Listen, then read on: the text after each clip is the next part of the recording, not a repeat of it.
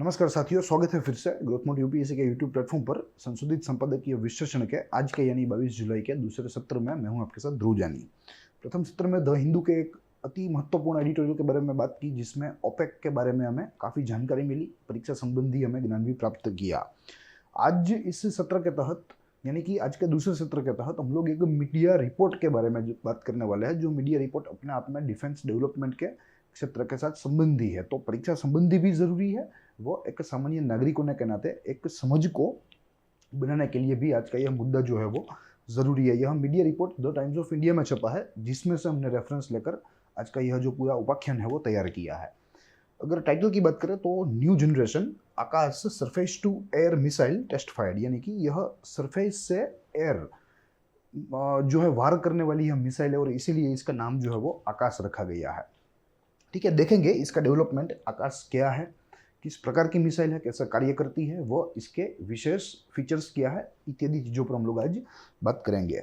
On the other side अगर cover देखें तो ऊपर आपको दृश्यमान है यह इमेज न्यू जनरेशन आकाश की ही है, जो कि 21 तारीख को इसका परीक्षण किया गया था डीआरडीओ के द्वारा। और नीचे जो परीक्षण स्थल है, यानी कि हमारी जो इंटीग्रेटेड टेस्ट रेंज है जो उड़ीसा चांदीपुर स्थित है, ये उसका एक प्रतीकात्मक इमेज है। और जो संगठन जो जिम्मेदार है इस पूरे वाक्य के लिए वो है डीआरडीओ, तो इसका भी यहाँ हमने एक मोनोग्राम इमेज लिया है। तो आज यह जो मुद्दा है वो अपने आप में भले ही एडिटोरियल का नहीं है, मगर एक महत्वपूर्ण समाचार है, महत्वपूर्ण डेवलपमेंट है भारत के लिए, भारत के डिफेंस क्षेत्र के लिए, डीआरडीओ के लिए। तो इसीलिए हम लोग यहाँ इस सत्रों के तहत या इस उपाख्यान के तहत हम लोग आज बात करेंगे।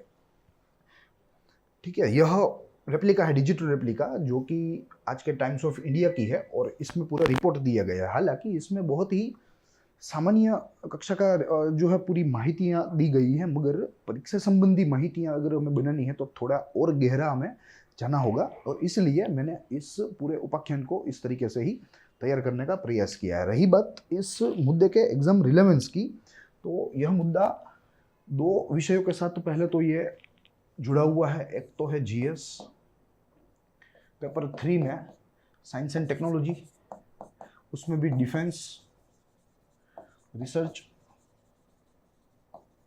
और दूसरा है सिक्योरिटी।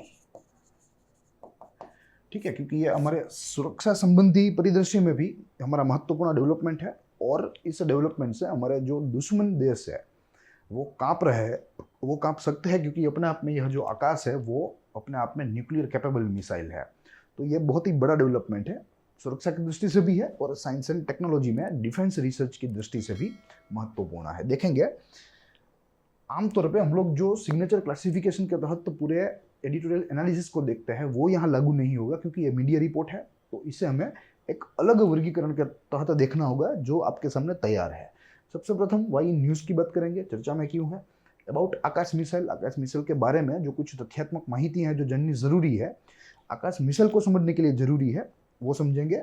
फिर बाद में आकाश न्यू जनरेशन मिसाइल देखेंगे, वहाँ जो कोई यूनिक फीचर अगर हो तो उसको भी देखेंगे, और साथ ही में इन दोनों के बीच का जो डिफरेंस है वो भी देखने का प्रयास करेंगे, क्योंकि आमतौर पे मुख्य परीक्षा में हमें ऐसी तुलना पूछी जाती है, तो तुलना हमें यह डिफरेंस से मालूम पड़ेगी, सरल रूप से मालूम पड़ सकती है। तो शुरू करेंगे हमारी बात वाई न्यूज़ से।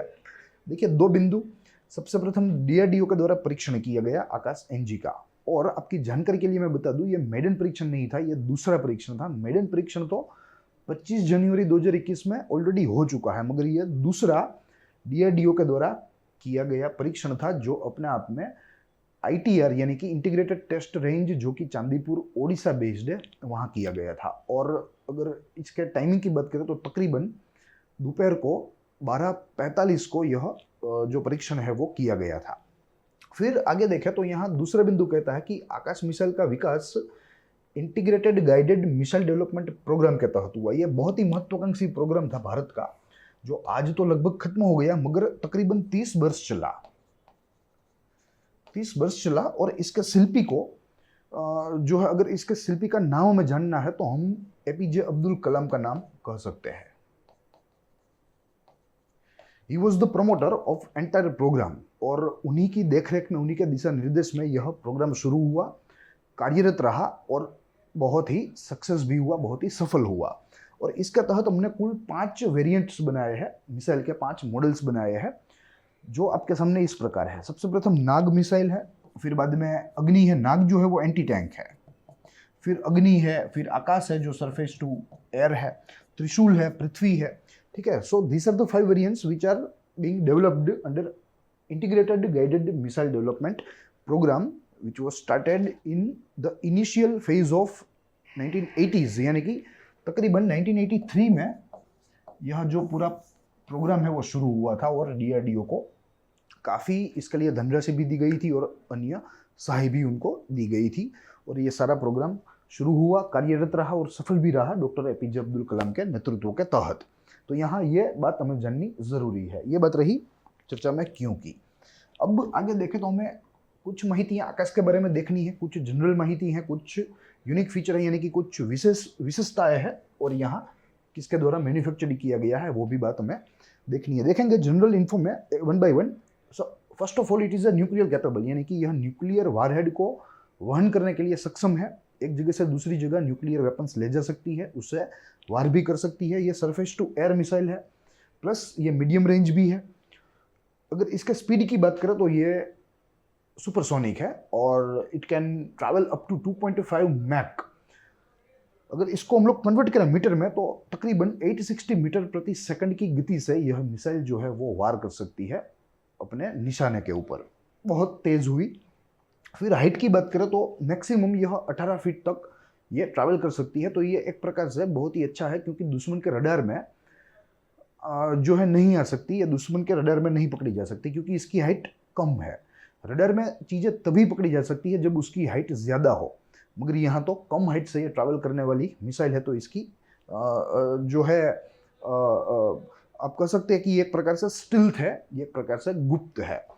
फिर अगर डिस्टेंस की बात करें तो ये मीडियम रेंज है और 30 to 80 किलोमीटर्स तक इसकी रेंज जो है वो फैली हुई है। हालांकि यह जो न्यू जनरेशन है उसमें 80 किलोमीटर तक जो है ये इसकी मारक क्षमता हो सकती है, 80 किलोमीटर तक। हालांकि आकाश की नहीं है, मगर आकाश न्यू जनरेशन की तकरीबन इतनी है, क्योंकि उसमें काफ़ी सारे कुछ फेरफार किए गए हैं जो हम लोग आगे टेक्निकल रूप से देखेंगे। मगर यहाँ हम इस आकाश के तहत 30 से 40 किलोमीटर का अंदाज़ा लगा सकते हैं, 30 to 40 kilometres, but not more than 40 kilometres.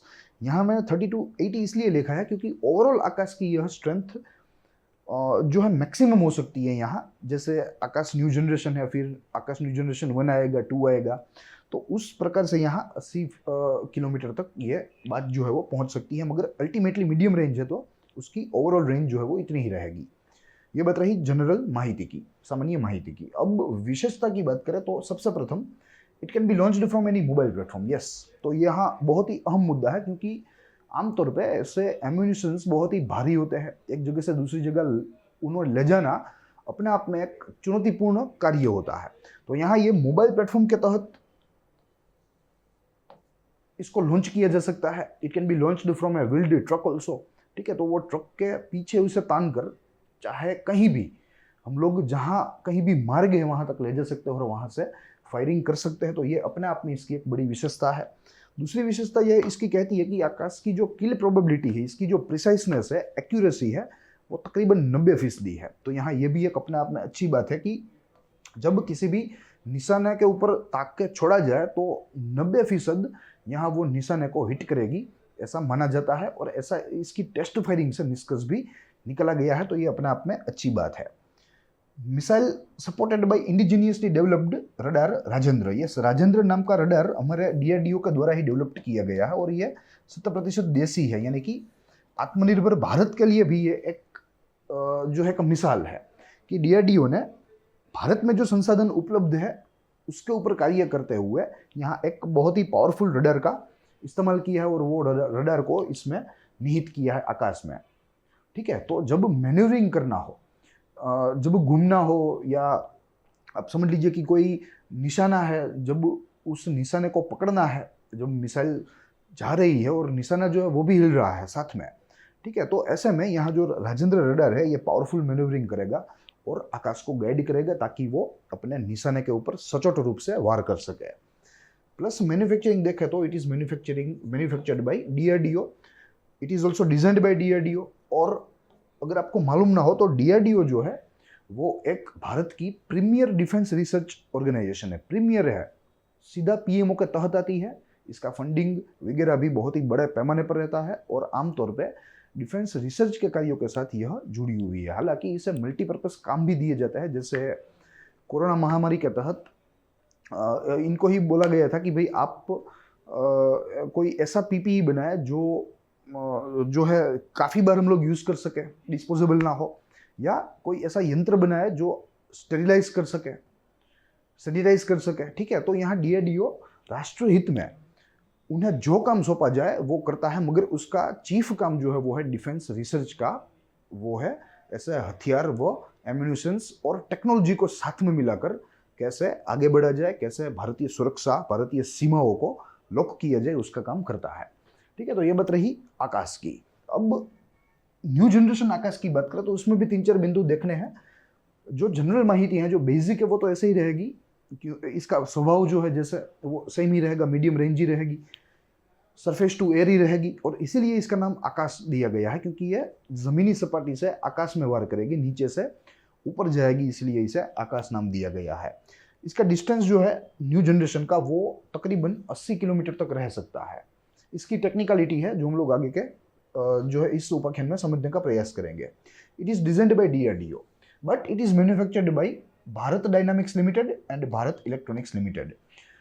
आकाश में डीआरडीओ के द्वारा ही डिजाइनिंग की गई थी, मैन्युफैक्चरिंग भी डीआरडीओ के द्वारा ही किया गया था, मगर यहाँ आकाश न्यू जनरेशन में designing is done by DRDO but the manufacturing is done by two companies, two central public enterprise आप कह सकते हैं, या सेंट्रल पब्लिक सेक्टर एंटरप्राइज कह सकते हैं, namely Bharat Dynamics Limited and Bharat Electronic Limited. Development approved in year 2016. Yes, the cabinet improved its development in the year 2016 itself. और अगर फंडिंग की बात करें तो इसे शुरुआत में 470 करोड़ रुपए का फंडिंग दिया गया था, जो 2019 की तुलना में 530 या 540 करोड़ रुपए हम लोग आंक सकते हैं। प्लस अगर इसका टेस्ट फायरिंग की बात करें तो जैसे मैंने आपको जिक्र किया कि यह मेडन नहीं था, यह दूसरा था। मेडन इसका हो गया था जनवरी 2021 में डीआरडीओ के द्वारा, वही आईटीआर की टेस्ट रेंज में, यानी कि चांदीपुर की आईटीआर में। और दूसरा जो हुआ वो हुआ कल, यानी कि 21 जुलाई को, और वो हुआ डीआरडीओ और आईएएफ उन दोनों की देखरेख में, उन दोनों के दिशा निर्देश के तहत। आईएएफ यानी कि इंडियन एयरफोर्स। तो this is the thing which happened yesterday. ठीक है, और पिब में भी एक बहुत ही जो है एक अच्छी समरी हमें पेश की गई थी। हालांकि इसमें इस प्रकार की कुछ माहितियाँ नहीं थी, मात्र और मात्र ऐसा ही बताया गया कि भाई डीआरडीओ और इंडियन एयरफोर्स ने साथ में मिलकर यह तारीख, यह समय के जो है अनुसार यह टेस्ट फायरिंग की है और यह टेस्ट फायरिंग सफल रही है। इतनी ही बात जो है पीआईबी में हमें कही गई थी। अब बात है डिफरेंस की कि ये दो मिसाइल तो ठीक है, दोनों एक ही है, मगर इनके बीच में डिफरेंस जो है वो क्या है देखेंगे। यह आकाश का जो है साइड है, यह आकाश न्यू जनरेशन की बात है।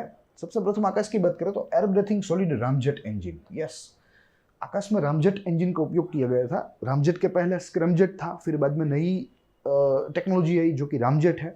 हालांकि फिर भी ये थोड़ा हेवी है, थोड़ा भारी है।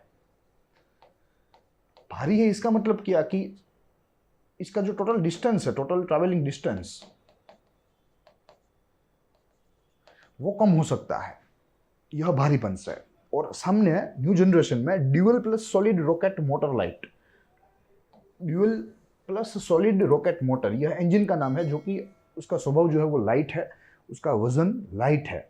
So it enables the missile to travel up to some distance more distance कह सकते हैं। This will increase the overall distance. इसीलिए यहाँ आकाश का 40 किलोमीटर तक का नाप है और यहाँ 80 किलोमीटर तक का भी हो सकता है। इट यूजेस राजेंद्र रडार, जो हमने देखा इंडिजिनियसली मेड है, while the new generation Akash uses Ku band active radar. तो दोनों के रडार के यूसेज में भी थोड़ी सी भिन्नता है। ठीक है, तो ये बात है कि क्यों आकाश का जो डिस्टेंस है वो मात्र 40 किलोमीटर तक है, क्योंकि उसमें एक भारी इंजन का उपयोग किया गया है जिसे रामजेट कहते हैं।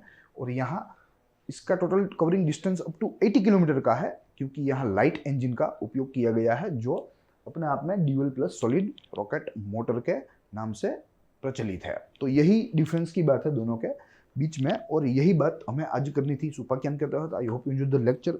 ये सा मुद्दा है जो प्रिलिमिनरी मुख्य परीक्षा वो हमारे इंटरव्यू की दृष्टि से महत्वपूर्ण है, और आमतौर पे जो परीक्षक होते हैं उनका भी ध्यान ऐसी बातों पर ही होता है, ऐसे डिफेंस डेवलपमेंट्स पर ही होता है। तो I hope you enjoyed the lecture.